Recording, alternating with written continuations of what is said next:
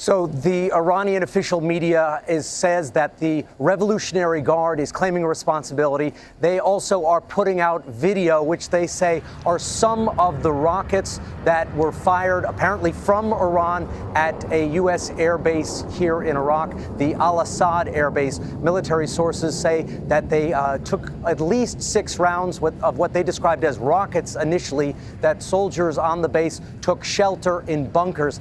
If you look at the video, you can see at least 3 projectiles and hear the distinctive noise of what sound like jet engines. This would be a significant escalation. U.S. bases in this country sometimes come under attack from small rockets, but not long-range or medium-range ballistic missiles fired from Iran. The Iranian news agencies are also saying they're issuing threats, not just claiming responsibility, saying that there could be more attacks to come if the United States responds, and that Americans, they say, are advised to return to their bases and return home for their safety. So Iran definitely claiming credit and linking this explicitly to the killing of the General Qasem Soleimani, saying that this is part of Iran's revenge. They are putting out hashtags on social media saying decisive revenge, Lester. And Richard, what do we know about the American presence at that base? How many, what the mission of the troops is there? It is a very large base, and actually right now we can hear some helicopters above us right now. There were some explosions that we heard here in Erbil, where I am in northern Iraq. We are still trying to figure out what that was.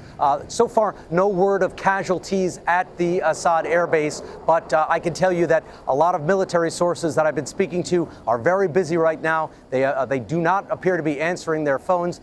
They're clearly working this story. The White House says that the president has been informed and is meeting with national security advisors. Not sure if this is over, if this was an initial assault, if this was Iran testing the waters, but it certainly got a lot of people's attention here with a rocket attack that Iran is claiming from the Revolutionary Guard, saying that it is part of revenge for the killing of the commander of Iranian Black Ops, Qasem Soleimani. Any word on any casualties from this? So far, we have not heard any word of casualties, only that troops were taking shelter in this base. It is a very large base. It is quite far, about 200 miles from the Iranian border. These bases are full of places where troops can take cover. So it would be very difficult for these kind of missiles, which do not have any kind of significant guidance system, as far as we know, to hit anything specific. But as far as we know, no casualties, and we're not aware of damage. There may have been damage. We just frankly don't know at this stage. All right. Richard Engel in Iraq. We'll ask you to stand by. We want to go to the Pentagon now. Correspondent Courtney Cubie. Courtney, what are you hearing from U.S. military sources about the size and nature of this attack? So we're hearing so far that there were at least 3 separate barrages of incoming. But what remains unclear is exactly what it was. The original reports were that they were rockets, that the U.S. military there on this base were hunkered down. They were in bunkers for this original round, which was reported as 6 rockets. But then the incoming kept coming. There was another round that came through. That was when things became a little bit fuzzier, Lester, is exactly what it was that was coming in. You know, Richard mentioned the distance between Al-Assad and Iran. The military there were saying that they believed that this was coming in from the direction of Iran. Was it actually from inside Iran or not? That would be the big difference here. Also, what would be a huge difference is whether, in fact, these were rockets or ballistic missiles, as there has been some reporting on media, specifically Iranian media, that these could be ballistic missiles. Now, there would be no mistaking for the individuals on the base if these were rockets, especially the kind of Katyusha rockets that we see in these attacks on installations there in Iraq, versus a ballistic missile. The damage would be significantly different there, Lester. So far, though, the U.S. military is still, they say they are trying to figure out exactly what happened. The military there are still locked down and hunkered down, and we're waiting to hear whether there was, what exactly may have been hit and whether there were any casualties, Lester. And Courtney, this base, I believe, has been visited by President Trump in the past. Do you know what kind of security measures are in place? What sort of shelters are there? tremendous. I mean, it's a sprawling, enormous base out really in the middle of the desert in Iraq, west of Baghdad. This installation, as all of the ones around Iraq since the death of Qasem Soleimani, they have been at a heightened state of alert. But it is an enormous airfield. It's a place, as you mentioned, President Trump went there. One of the reasons that kind of base would be visited by a distinguished visitor, a VIP like President Trump, is that they have the ability to provide more security. It's not the area is not congested like the air bases down, like the base down in Baghdad, with a sprawling city around it. So they provides more protection. I mean, candidly, just being able to launch something into that base and target something would be more difficult because it is so spread out. Courtney Kube at the Pentagon. We'll ask you to stand by as well. Let's go to NBC's Kristen Welker at the White House, where reaction is just coming in. Kristen, what's the word from the White House?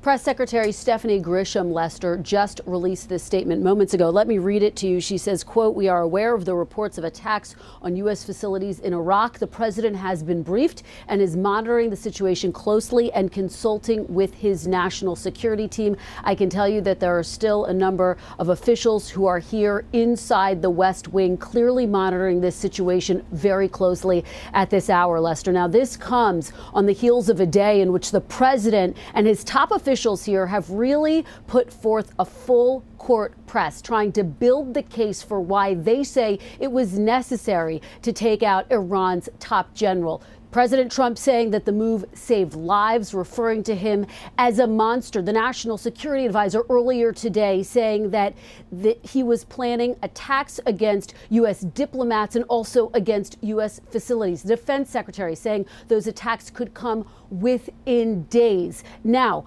Democrats, lawmakers have been highly critical of the move, saying that it has only escalated tensions in the region. And they've said that the president, that this administration has yet to really put forth evidence for why this was such an imminent situation that they were addressing. We know that lawmakers, top congressional leaders, were briefed today, Lester. They have been very tight-lipped about what they learned at that briefing. The full Congress is going to meet with top officials, including the Secretary of State and the Secretary of Defense tomorrow. And they are going to want answers to that critical question, Lester. Was this attack imminent, and what, if any, proof exists to prove that? Now, I pressed the National Security Advisor earlier today on whether or not they would be releasing and declassifying the intelligence that prompted the president's decision. He says that's still under consideration. Lester. All right, Kristen Welker at the White House. As we watch these developments occur, we'll have much more on this breaking news throughout the night on this NBC station and on MSNBC on cable and at NBCnews.com. But now some stations will return to nightly news. Others will return to local programming. For now, I'm Lester Holt, NBC News, New York.